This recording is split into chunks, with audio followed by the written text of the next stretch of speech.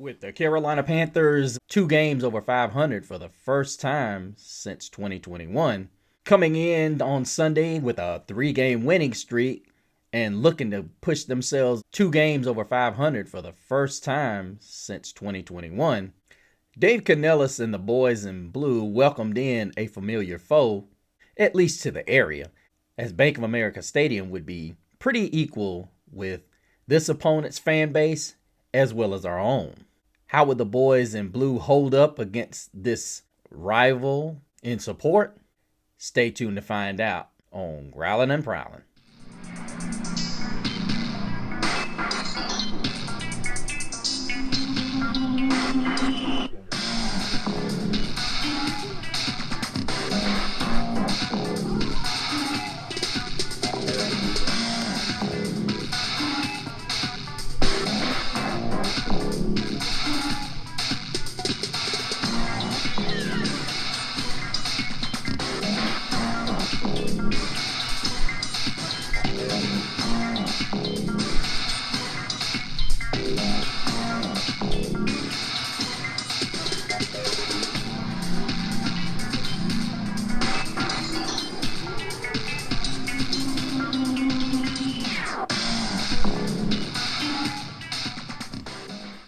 Welcome back, Growlers.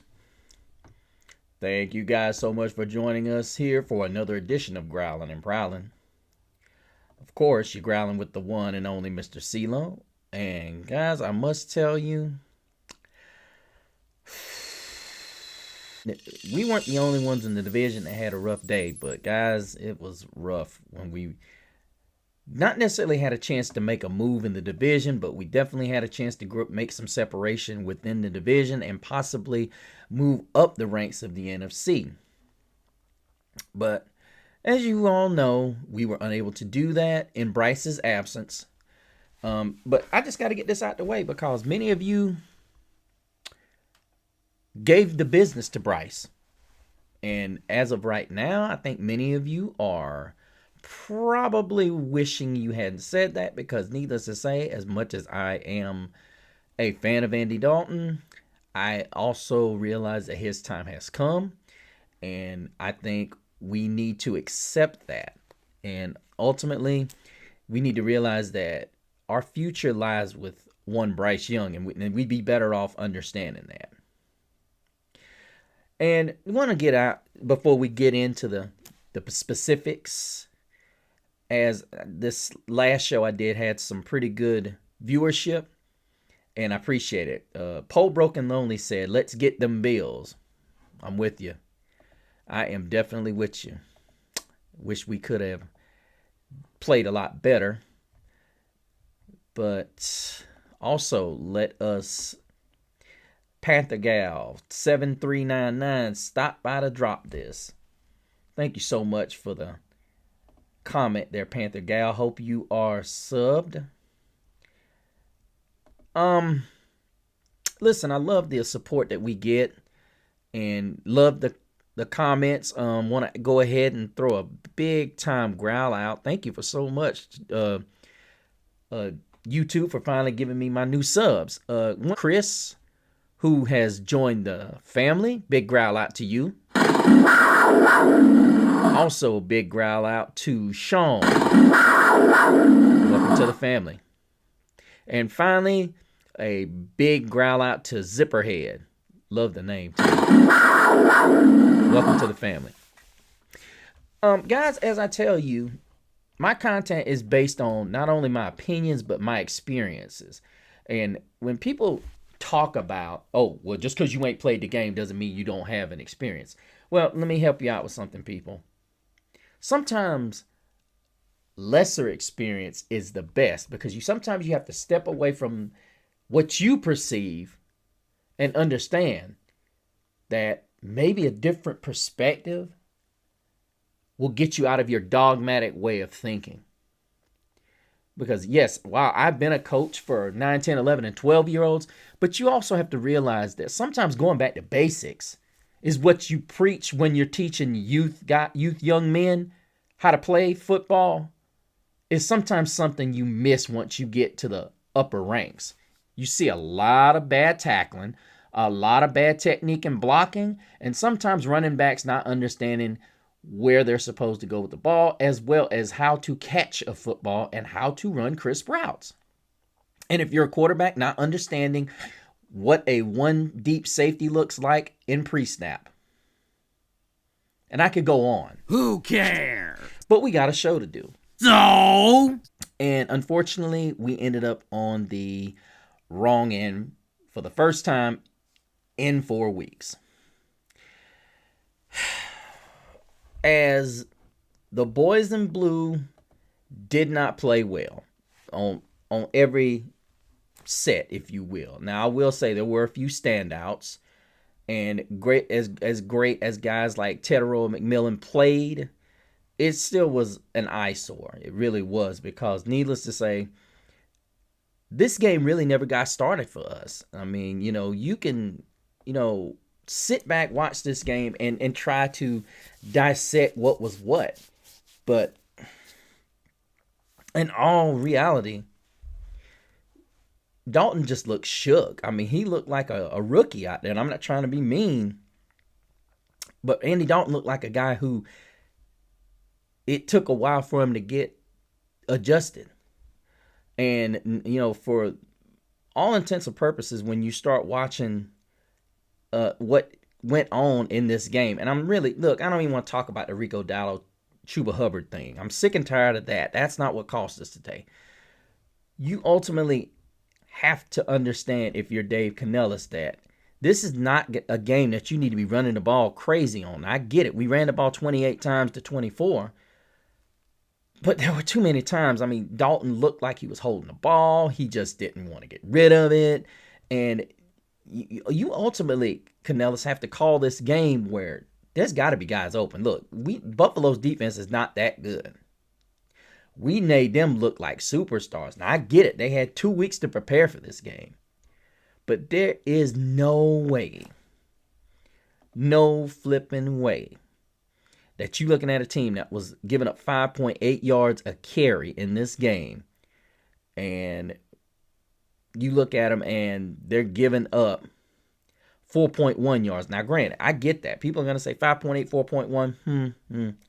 Cool. But then you turn around, and I said this on one of my shows. I was not overly sold on the run defense yet, because ultimately it's like the team stopped running the ball. Look at the Falcons. The Falcons, look, Bijan Robinson averaged 5 yards a carry in that game, and it's like the Falcons just couldn't get out of their own way.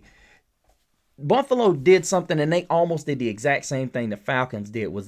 You look at Allen started throwing the ball in a couple of drives, and I was looking at my son. He's a Buffalo fan, and it was one of those where it was like, what is he doing? And Cook had 19 carries, 216 yards. Look at that. 19 carries, 19 passes for Allen. So we go from a defense that was absolutely just killer on stopping the run to back to the same old at it. And now we've added the fact that Derek Brown got banged up, and we've got some other things to deal with as well, and that's just on the offensive side. But defensively, Derek Brown got banged up a little bit, and we've got to see what his status is. Trevin Wallace was banged up a little bit, so that's going to be an issue going forward, because needless to say, it wasn't. I mean, a lot of people are going to say it's a disaster. It was a disaster. It was this, that, and the other. And needless to say, I look at it from the standpoint, look, you knew you were going to eventually get gashed. And this goes back to the need of Nick Scott being pulled out and Lathan Ransom getting his shot. It's the idea that A'Shawn Robinson and Bobby Brown III need to be on that defensive front, not Tershawn Wharton on rundowns. I don't know why why Ichiro Avero believes Tershawn Wharton needs to be in there on rundowns. He ain't cutting it. He's a pass rushing specialist. That's when he needs to be in, not on rundowns, because he is the lone liability. You need 330-pound guys across the board in that 3-4. A'Shawn Robinson is the big guy that is going to man the front. who has done a great job at times, and he's even able to get to the quarterback. Then you got Derek Brown. You got a guy in LeBron Ray who has just not failed to live up to who's just failed to live up to expectations at times. And then you've got Cam Jackson, whom, in my opinion, has not gotten his fair share of snaps. This is the guy that is 6'6", 328 pounds. Get this dude on the field somehow. And I just looked at what we regressed. They did the exact thing that the Panthers did to the Jets last week. Run it outside. Run it outside. And I don't blame them. Keep doing it until they stop it. And we didn't. They went in, they went out. In and out. Can't do nothing with that. But I will give the Buffalo Bills Joe Brady credit. This was another homecoming idea, another homecoming coach. And he made us pay. That's all there is to it. He made us pay. Offensively, what else is there to say? Wasn't good. Wasn't good. And needless to say, we possibly lost Jimmy Horn in this game. We possibly lost Brady Christensen for the year, and I'm pretty sure we have lost him. I think they said it was an Achilles. Possibility, Cade Mays left this game with an injury, as well as Taylor Moton did. And this is where I give Dan Morgan a lot of credit for going in and signing these guys, because ultimately he was the assistant GM here when we went through that process of losing all our offensive linemen. See, that's another thing you guys don't think about. A lot of what goes on with our running backs has to do with the play calling that they give our running backs. And a lot of y'all don't realize they don't call the exact same plays for Chuba that they call Rico Dowdle. Now, they called a couple of toss plays in which Chuba got a handful, but the reality of it is, I agree with one thing many of you are saying about the Rico Dowdle, Chuba Hubbard flip. If you got a guy that looks like he's hot, and right now it does perceive that Rico's doing a lot better than Chuba per carry. I would say keep giving Rico the ball. He's got the hot hand. I'm not going to disagree with that. But I do think it takes for the average fan to look at the certain plays that are being called.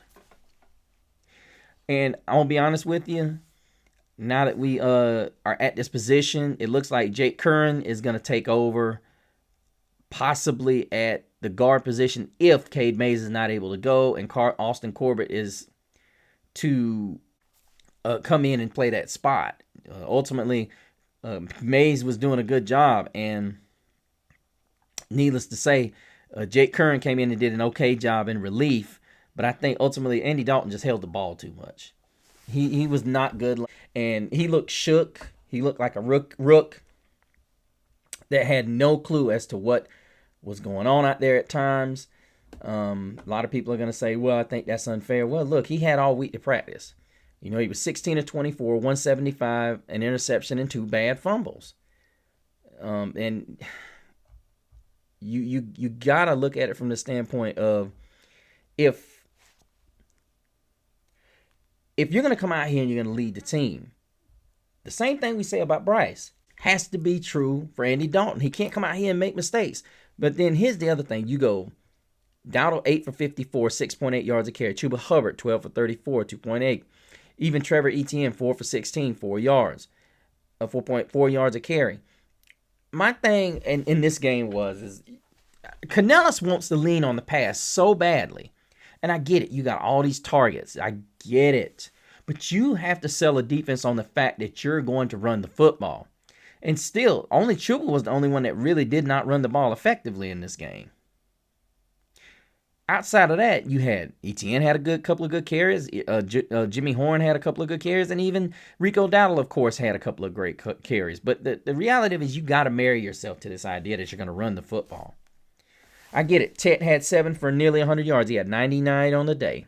Jalen Coker in his second game back, 3 for 36, had a great 22-yarder. Jatavian Sanders, 3 for 19. Xavier Legette, once again, starting to do some things. But for the first time in a couple weeks, Mitchell Evans didn't have a catch. It's hard to catch traction when you're turning the ball over and you're holding the ball. That can't happen. That cannot happen. You cannot run the ball 28 times and throw it 24 times and still get beat by this margin. That's not what you want to see. You do not want to look up in the score column and see you only ran 52 plays. This was a game that was controlled. Buffalo controlled the pace of this game. And that is not what you want to do. You control the pace. This looks similar to that daggum Patriots game. The only difference was there wasn't a special teams touchdown in this game. But the Panthers did manage to get to Josh Allen twice. Nick Scorton and A'Shawn Robinson split a sack, and Trevin Wallace got a good one. And if I recall correctly, Trayvon Moehrig had a shot at a sack. But Christian Roseboom had a pretty good game. 12 tackles on the day, 2 for loss. Nick Scott again had 8 tackles. Should have had 13 or 14. More misses out of him. Trevin Wallace, 7 tackles and that sack we talked about. Nick Scorton did a great job on the edge. 5 tackles and a half a sack. Almost had a full sack on Josh Allen. Tershawn Wharton finally came to the party. He had 4 tackles. J.C. Horn didn't even get thrown. I think they threw it at the tight end on 3rd down. They finally moved him around a little bit and yeah. But yeah, it was just an all in all rough day. One I would definitely like to forget. But ultimately, when we sit and we listen to people talk about the running game and all they want to do is talk about the backfield and so on and so forth, let's not forget that now we are down possibly 3 offensive linemen, depending on if Morton and Mays can come back. We're done. Christensen is done. And that is a painful, painful scratch. Because people are going to sit there and they're going to, he whiffed on a couple of them. And I was like, okay. But you didn't acknowledge when the guy was playing well. Stupid. Okay, so he had a rough day. The last thing we needed for him is to rupture his Achilles. Now we're hoping Robert Hunt can come to the rescue. Or possibly Cade Mays plays this week and we can put Corbett where he needs to be. And like I said, last time I saw Corbett, he didn't look too good. And this running game is going to struggle if we cannot get the type of individuals on that offensive line that can click together. We got to have that. And I don't care what anybody says. Bryce can come back all he wants. But if Bryce is not getting protected, it's going to be a long next 10 games. And the one thing Dave has got to understand, what I heard on Monday night, y'all help me. They're going to go fast tempo with Marcus Mariota tonight. Did it occur to anybody in the Carolina Panthers coach, or even Dave Canellis, that Bryce ran a lot? How many times have we looked at Bryce and when he's gone fast, he's looked good? You don't have to answer that question. I'll answer the question. I know a lot of y'all going to say, well, if you're a good quarterback, you can run anything you want. Wrong. You know the difference between what we're doing and what Houston's doing with C.J. Stroud? The difference that Drake May is doing in New England, what they're doing with Jordan Love over in Green Bay, they're doing things these quarterbacks like. They're giving them tendencies and throws that they like. That middle corner throw that C.J. Stroud loves to hit Nico Collins on, and he was hitting Higgins on yesterday. Those are throws he likes. When are we going to start giving Bryce the things he likes to do and he's good at? Because there's a lot of them. He likes to get out in the open field and make those type of throws, make those decisions. And with us running the ball the way we are, shouldn't we be running play action a lot more? I'm not talking about in shotgun. I'm talking about under center. And we need to speed up the pace. For sure. Because this right here ain't going to cut it. If you want to unlock the secret what is Bryce Young, speed up the tempo. Speed up the tempo. You want to get more out of the passing game? Speed up the tempo. defense, y'all got to play better next week. That's all there is to it. I can't say anything more because realistically, Green Bay ain't finna play with you. I think ultimately you got a little bit ahead of yourself. And here's the reality. With us being 4-4 and a lot of people, we're overwhelming underdogs in this game against Green Bay. And it's probably going to be cold. Now, the hope is that Green Bay does not run the ball great. But they scored 35 points against the Steelers at Pittsburgh. Damn you. And Jordan Love was good.